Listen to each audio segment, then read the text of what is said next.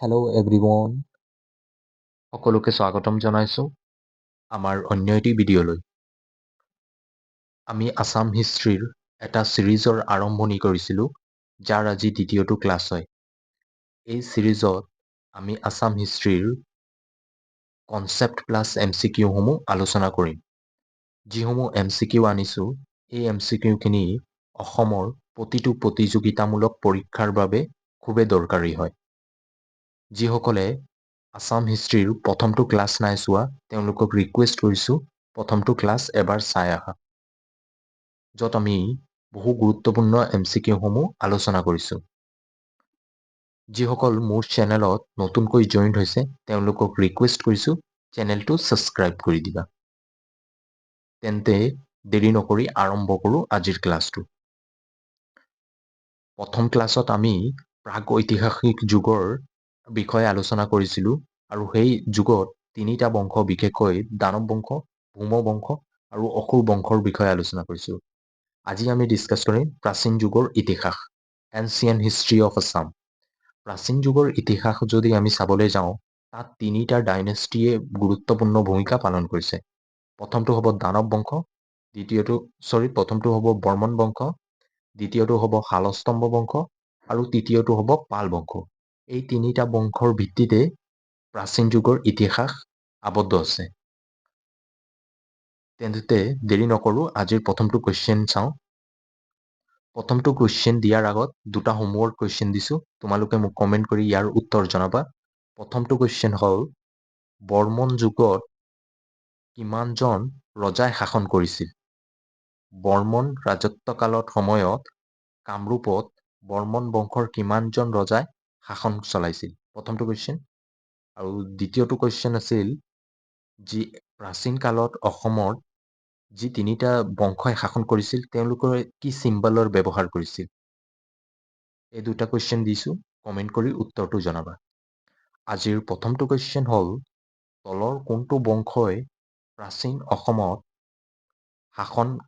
প্ৰথম শাসন কৰিছিল? অপশ্যন 4টাৰ ভিতৰত উত্তৰ হ'ব বৰ্মন বংশ। প্ৰাচীন অসমত তিনিটা বংশই শাসন কৰিছিল, তাৰে ভিতৰত প্ৰথমটো বংশ আছিল বৰ্মন বংশ। প্ৰথমতে পেন পেপাৰ লৈ লোৱা, মই যি এক্সপ্লেইন কৰি যাম সেইখিনি নোট কৰাৰ চেষ্টা কৰিবা। মই এটা MCQৰ কুৱেশ্যন ক'ম, যাত 3ৰ পৰা 4টা কুৱেশ্যনৰ আনচাৰ ওলায়। তেন্তে তোমালোকে নোট কৰিলে তোমালোকৰ প্ৰফিট হ'ব। প্ৰাচীন অসমত শাসন কৰা প্ৰথমটো বংশ আছিল বৰ্মন বংশ, আৰু বৰ্মন বংশই 4ৰ্থ শতিকাৰ পৰা 7ম শতিকাৰ মাজ ভাগলৈ বৰ্মন বংশই শাসন কৰিছিল। Next question.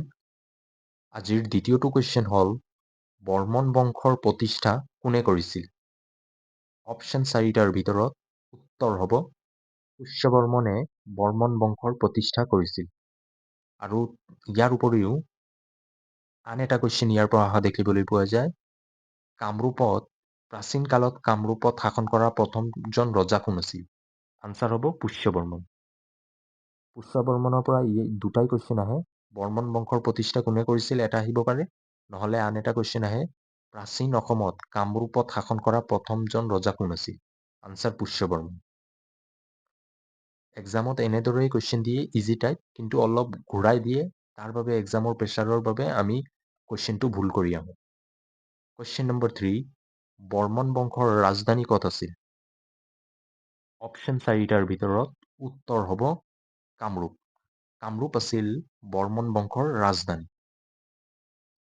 নেক্সট কুৱেশ্যন, 4 নম্বৰটো কুৱেশ্যন হ'ল, তলৰ কোনটো ভাষা বৰ্মন বংশৰ চৰকাৰী ভাষা হিচাপে ব্যৱহাৰ কৰা হৈছিল? অপশ্যন 4টাৰ ভিতৰত উত্তৰ হ'ব সংস্কৃত ভাষা।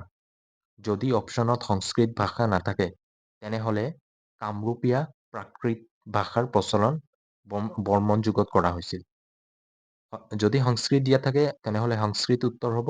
যদি দিয়া নাথাকে, তেনেহ'লে কামৰূপীয়া প্ৰাকৃত ভাষাৰ প্ৰচলন আছিল। মনত থবা। নেক্সট কুৱেশ্যন, আজিৰ 5 নম্বৰটো কুৱেশ্যন হ'ল, পুষ্যবৰ্মন তলৰ কোনজন ৰজাৰ সমসাময়িক ৰজা আছিল? অপশ্যন 4টাৰ ভিতৰত উত্তৰ হ'ব সমুদ্ৰবৰ্মনৰ সমসাময়িক আছিল। নেক্সট কুৱেশ্যন, আজিৰ 6 নম্বৰটো কুৱেশ্যন হ'ল পুষ্যবৰ্মনে তলৰ কোনটো উপাধি গ্ৰহণ কৰিছিল? অপশ্যন 4টাৰ ভিতৰত উত্তৰ হ'ব মহাৰাজা ধীৰাজ উপাধি গ্ৰহণ কৰিছিল। ইয়াৰ উপৰিও আন এটা কুৱেশ্যন ইয়াৰ পৰা অহা দেখিবলৈ পোৱা যায়, অসমত প্ৰথমবাৰৰ বাবে কোনে মহাৰাজা ধীৰাজ উপাধি গ্ৰহণ কৰিছিল? উত্তৰ হ'ব পুষ্যবৰ্মন। ইয়াৰ উপৰিও কামৰূপত কোনজন ৰজাই প্ৰথমবাৰৰ বাবে মহাৰাজা ধীৰাজ উপাধি গ্ৰহণ কৰিছিল ক'লেও পুষ্যবৰ্মনে হ'ব। এটাই কুৱেশ্যন উত্তৰ হয়, কিন্তু আমাক ঘূৰাই মেলি দিয়ে, যাৰতে কনফিউজ হওঁ। এক্সামত এনেদৰে কুৱেশ্যন আহে আৰু এক্সামৰ প্ৰেছাৰৰ বাবে আমি ভুল কৰি আহোঁ। নেক্সট কুৱেশ্যন, আজিৰ 7 নম্বৰটো কুৱেশ্যন হ'ল বৰ্মন বংশৰ দ্বিতীয়জন ৰজা কোন আছিল? প্ৰায় সময়তে বৰ্মন বংশৰ প্ৰথমজন ৰজাৰ কুৱেশ্যন সোধে। যদি কোনোবাৰ বৰ্মন বংশৰ দ্বিতীয়জন ৰজা কোন আছিল সুধি দিয়ে, যিহেতু প্ৰথমজন ৰজা চবেই গম পায়, প্ৰথমজন ৰজা পুষ্যবৰ্মন আছিল। এক্সামত সুধিব পাৰিবে বৰ্মন বংশৰ দ্বিতীয়জন ৰজা কোন আছিল? উত্তৰ হ'ব সমুদ্ৰবৰ্মন। সমুদ্ৰবৰ্মন আছিল বৰ্মন বংশৰ দ্বিতীয়জন ৰজা। নেক্সট কুৱেশ্যন, আজিৰ 8 নম্বৰটো কুৱেশ্যন হ'ল কামৰূপত প্ৰথম অশ্বমেধ যজ্ঞ কোনজন ৰজাই পাতিছিল? অপশ্যন 4টাৰ ভিতৰত উত্তৰ হ'ব Mahendra Barman. Very very important হয়, এক্সামত বাৰে বাৰে অহা কুৱেশ্যন হয় এইটো। নেক্সট কুৱেশ্যন, আজিৰ 9 নম্বৰটো কুৱেশ্যন হ'ল বৰ্মন বংশৰ কোনজন ৰজাক মৃগাংগ নামেৰে জনা যায়? অপশ্যন 4টাৰ ভিতৰত উত্তৰ হ'ব সুস্থিৰ বৰ্মনক মৃগাংগ নামেৰে জনা যায়। ভূতি বৰ্মনক মহাভূতি বৰ্মন নামেৰেও জনা যায়। নেক্সট কুৱেশ্যন, আজিৰ 10 নম্বৰটো কুৱেশ্যন হ'ল বৰ্মন বংশৰ শেষৰ ৰজাজনৰ নাম কি আছিল? অপশ্যন 4টাৰ ভিতৰত উত্তৰ হ'ব কুমাৰ ভাস্কৰ বৰ্মন। কুমাৰ ভাস্কৰ বৰ্মন আছিল বৰ্মন বংশৰ শেষৰ ৰজা। তেওঁৰ লগত জড়িত থকা কিছুমান পইণ্ট হ'ল বৰ্মন বংশৰ যিসকল ৰজা আছিল, তেওঁৰ ভিতৰত সেইসকল ৰজাসকলৰ ভিতৰত তেওঁ আছিল শ্ৰেষ্ঠতম ৰজা। ইয়াৰ উপৰিও তেওঁ কামৰূপত কামৰূপীয়া চন নামৰ এটা নতুন চনৰ আৰম্ভণি কৰিছিল। ইম্পৰ্টেণ্ট হয়, নোট কৰি থৈ দিবা, এক্সামত সোধা কুৱেশ্যন হয় এইবোৰ। নেক্সট, আজিৰ 11 নম্বৰটো কুৱেশ্যন হ'ল কুমাৰ ভাস্কৰ বৰ্মন কাৰ সমসাময়িক ৰজা আছিল? অপশ্যন 4টাৰ ভিতৰত উত্তৰ হ'ব হৰ্ষবৰ্ধনৰ সমসাময়িক ৰজা আছিল। ইম্পৰ্টেণ্ট হয়, এক্সামত বাৰে বাৰে এই কুৱেশ্যনটো সুধিছে। কুমাৰ ভাস্কৰ বৰ্মন কাৰ সমসাময়িক ৰজা আছিল? হৰ্ষবৰ্ধন কনৌজৰ ৰজা আছিল। নেক্সট কুৱেশ্যন, আজিৰ 12 নম্বৰটো কুৱেশ্যন হ'ল ভাস্কৰ বৰ্মন আৰু হৰ্ষবৰ্ধনৰ মাজত কোনে বন্ধুত্ব স্থাপনত কোনে সহায় কৰিছিল? অপশ্যন 4টাৰ ভিতৰত উত্তৰ হ'ব শংখবেগাই সম্পৰ্ক স্থাপন কৰিছিল। কোনো কোনো অপশ্যনত শংখবেগ থাকিব বা কেতিয়াবা শংখবেগা থাকিব, একেই হয়। তেওঁ কুমাৰ ভাস্কৰ বৰ্মন আৰু হৰ্ষবৰ্ধনৰ লগত সম্পৰ্ক স্থাপন কৰাত সহায় কৰিছিল। নেক্সট, আজিৰ 13 নম্বৰটো কুৱেশ্যন হ'ল তলৰ কোনটো বৰ্মন বংশৰ উৎস নহয়, য'ত বৰ্মন বংশৰ বিষয় উল্লেখ নাছিল? অপশ্যন 4টাৰ ভিতৰত উত্তৰ হ'ব এলাহাবাদ স্তম্ভ। এলাহাবাদ স্তম্ভত কামৰূপৰ বিষয়ে উল্লেখ আছে, কিন্তু বৰ্মন বংশৰ বিষয়ে উল্লেখ নাই। চিউকিত বৰ্মন বংশৰ বিষয়ে উল্লেখ আছে। নেক্সট, 14 নম্বৰ কুৱেশ্যন হ'ল চীনা পৰিব্ৰাজক হিউৱেন চাঙৰ মতে অসমৰ পৰিধি কিমান আছিল? অপশ্যন 4টাৰ ভিতৰত উত্তৰ হ'ব 17 মাইল। তেওঁৰ লগত জড়িত থকা কিছুমান পইণ্ট আছে আৰু সেইখিনি আমি চাই লওঁ। প্ৰথমটো পইণ্ট হ'ল এক্সামত কুৱেশ্যন সোধে হিউৱেন চাং কাৰ ৰাজত্ব কালত অসমত আহিছিল? ভাস্কৰ বৰ্মনৰ ৰাজত্ব কালত তেওঁ অসমলৈ আহিছিল। ইয়াৰ উপৰিও সোধে তেওঁ কোনখন গ্ৰন্থ ৰচনা কৰিছিল? চিউকি। ইয়াৰ উপৰিও কুৱেশ্যন আহে কামৰূপৰ পৰিধি কিমান কৈছিল? 1700 মাইল।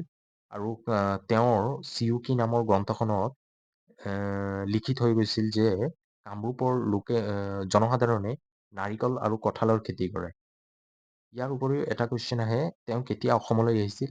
কিছুমান গ্ৰন্থত আছে 640ত তেওঁ অসমলৈ আহিছিল আৰু কিছুমান গ্ৰন্থত আছে 642ত তেওঁ অসমলৈ আহিছিল।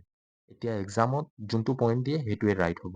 যদি 640 দিয়ে তেনেহ'লে 642 ৰাইট হ'ব, যদি 642 দিয়ে তেনেহ'লে 642। তেওঁ নালন্দা বিশ্ববিদ্যালয়ত অধ্যয়নৰ বাবে ভাৰতত আহিছিল। পইণ্টখিনি ইম্পৰ্টেণ্ট হয়, নোট কৰি ল'বা। নেক্সট কুৱেশ্যন, আজিৰ 15 নম্বৰটো কুৱেশ্যন হ'ল, বৰ্মন বংশৰ পাছত কামৰূপত কোনটো বংশই শাসন কৰিছিল? অপশ্যন 4টাৰ ভিতৰত উত্তৰ হ'ব শালস্তম্ভ বংশ। কামৰূপত শাসন কৰা প্ৰথমটো বংশ আছিল বৰ্মন বংশ, দ্বিতীয়টো বংশ হ'ব শালস্তম্ভ বংশ আৰু একেবাৰে শেষৰ বংশটো হ'ব পাল বংশ। আজিৰ 16 নম্বৰটো কুৱেশ্যন হ'ল, শালস্তম্ভ বংশৰ প্ৰতিষ্ঠা কোনে কৰিছিল? আমি গম পাওঁ যে শালস্তম্ভ বংশৰ প্ৰতিষ্ঠা শালস্তম্ভই কৰিছিল, কিন্তু অপশ্যনত শালস্তম্ভ নাই। তাৰ বাবে আমি কি কৰোঁ, এক্সামত কুৱেশ্যনটো এৰি আহোঁ, যাৰ বাবে আমাৰ 1 মাৰ্ক এটা হেৰায় আমাৰ পৰা। তাৰ বাবে আমি গম পাব লাগিব শালস্তম্ভ বংশৰ প্ৰতিষ্ঠা শালস্তম্ভই কৰিছিল, কিন্তু শালস্তম্ভৰ আন এটা নাম আছিল। শালস্তম্ভৰ আন এটা নাম হ'ল অৱন্তী বৰ্মন। এক্সামত ইমান ইজি নিদিয়ে যে শালস্তম্ভ বংশৰ প্ৰতিষ্ঠা কোনে কৰিছিল, শালস্তম্ভই কৰিছিল। যিটো কুৱেশ্যন তুমিও জানা আৰু সকলোৱে জানে, তাৰ বাবে অলপ ঘূৰাই দিয়ে আৰু আমি এক্সামত এনেদৰে কুৱেশ্যনসমূহ এৰি আহোঁ। শালস্তম্ভ বংশৰ প্ৰতিষ্ঠা শালস্তম্ভই কৰিছিল আৰু তেওঁৰ আন এটা নাম আছিল অৱন্তী বৰ্মন। নেক্সট কুৱেশ্যন, আজিৰ 17 নম্বৰটো কুৱেশ্যন হ'ল, শালস্তম্ভ বংশৰ ৰাজধানী ক'ত আছিল? অপশ্যন 4টাৰ ভিতৰত উত্তৰ হ'ব হাৰুপেশ্বৰ। হাৰুপেশ্বৰ আছিল শালস্তম্ভ বংশৰ ৰাজধানী। যদি অপশ্যনত হাৰুপেশ্বৰ দিয়া নাথাকে তেনেহ'লে হদাপেশ্বৰ দিয়া থাকিব। এই দুটাৰ পৰা এটাই হ'ব অপশ্যন। নেক্সট কুৱেশ্যন, আজিৰ 18 নম্বৰটো কুৱেশ্যন হ'ল, শালস্তম্ভ বংশৰ কোনজন ৰজাই তেজপুৰৰ হাজাৰা পুখুৰীৰ খনন কাৰ্য কৰাইছিল? অপশ্যন 4টাৰ ভিতৰত উত্তৰ হ'ব হাজাৰা বৰ্মন। নেক্সট কুৱেশ্যন, আজিৰ 19 নম্বৰটো কুৱেশ্যন হ'ল, শালস্তম্ভ বংশৰ শেষৰ ৰজাজনৰ নাম কি আছিল? অপশ্যন 4টাৰ ভিতৰত অৱন্তী বৰ্মন নহয়, যিহেতু তেওঁৱে শালস্তম্ভ বংশৰ প্ৰতিষ্ঠা কৰিছিল। উত্তৰ হ'ব ত্যাগসিংহ। যদি শালস্তম্ভ বংশৰ শ্ৰেষ্ঠ ৰজা বুলি কোৱা হয়, শ্ৰীহৰ্ষদেৱ হ'ব শালস্তম্ভ বংশৰ শ্ৰেষ্ঠ ৰজা। নেক্সট, আজিৰ 20 নম্বৰটো কুৱেশ্যন হ'ল, কামৰূপত পাল বংশৰ প্ৰতিষ্ঠা কোনে কৰিছিল? বহুতে এনচাৰ ক'ব গোপালে, নহয়। উত্তৰ হ'ব ব্ৰহ্মপালে কামৰূপত পাল বংশৰ প্ৰতিষ্ঠা কৰিছিল আৰু গোপালাই ভাৰতত পাল বংশৰ প্ৰতিষ্ঠা কৰিছিল। আজিৰ 21 নম্বৰটো কুৱেশ্যন হ'ল, পাল বংশৰ পূৰ্বপুৰুষসকল কোন আছিল? অপশ্যন 4টাৰ ভিতৰত উত্তৰ হ'ব নৰকাসুৰ। পালসকলৰ পূৰ্বপুৰুষ নৰকাসুৰ আছিল বুলি তেওঁলোকে গণ্য কৰিছিল বা মানিছিল। নেক্সট কুৱেশ্যন, আজিৰ 22 নম্বৰটো কুৱেশ্যন হ'ল, পাল বংশৰ ৰাজধানী ক'ত আছিল? অপশ্যন 4টাৰ ভিতৰত উত্তৰ হ'ব দুৰ্জয়া আছিল পাল বংশৰ ৰাজধানী। নেক্সট কুৱেশ্যন, কোনজন পাল ৰজাই হৰিগ্ৰীৱ মাধৱ মন্দিৰৰ নিৰ্মাণ কৰিছিল? অপশ্যন 4টাৰ ভিতৰত উত্তৰ হ'ব ৰত্নপাল। নেক্সট কুৱেশ্যন, পাল বংশৰ শ্ৰেষ্ঠ ৰজা কোন আছিল? অপশ্যন 4টাৰ ভিতৰত উত্তৰ হ'ব ধৰ্মপাল। ধৰ্মপাল আছিল পাল বংশৰ শ্ৰেষ্ঠ ৰজা। নেক্সট কুৱেশ্যন, আজিৰ শেষৰটো কুৱেশ্যন হ'ল, পাল বংশৰ শেষৰ ৰজাজনৰ নাম কি আছিল? অপশ্যন 4টাৰ ভিতৰত উত্তৰ হ'ব জয়পাল। জয়পাল আছিল পাল বংশৰ শেষৰ ৰজা। বিশেষকৈ পাল বংশৰ পৰা 3টা কুৱেশ্যন ভেৰি ভেৰি ইম্পৰ্টেণ্ট হয়। প্ৰথমটো কুৱেশ্যন আহে পাল বংশৰ ৰাজধানী ক'ত আছিল। দ্বিতীয়টো কুৱেশ্যন আহে কোনে হৰগ্ৰীৱ মাধৱ মন্দিৰৰ নিৰ্মাণ কৰিছিল। আৰু তৃতীয়টো কুৱেশ্যন আহে পাল বংশৰ শ্ৰেষ্ঠ ৰজা। তো বন্ধুসকল, আজিৰ ক্লাছত এইখিনি আছিল। আৰু আজিৰ ক্লাছত যদি কিবা ডাউট থাকে মোক কমেণ্ট কৰি জনাবা। আৰু আৰম্ভণিত যি দুটা কুৱেশ্যন দিছিলোঁ হোমৱৰ্ক, সেইখিনি মোক কমেণ্ট কৰি জনাবা। আজিৰ ক্লাছত এইখিনি আছিল। নেক্সট ক্লাছত আমি ডিছকাছ কৰিম মধ্যযুগৰ অসমৰ ইতিহাস, য'ত বিন বখতিয়াৰ খিলজীৰ আক্ৰমণৰ লগে লগে আহোম সাম্ৰাজ্যৰ বিষয়ে আমি সোমাই যাম। তো বন্ধুসকল, আজিৰ ক্লাছটো যদি চাই ভাল পোৱা তেনেহ'লে ভিডিঅ'টো লাইক কৰি চেনেলটো ছাবস্ক্ৰাইব কৰি দিবা আৰু নিজৰ বন্ধু বান্ধৱীসকলৰ মাজত ভিডিঅ'টো শ্বেয়াৰ কৰি দিবা। তেন্তে আজিলৈ ইমানেই। Thank U.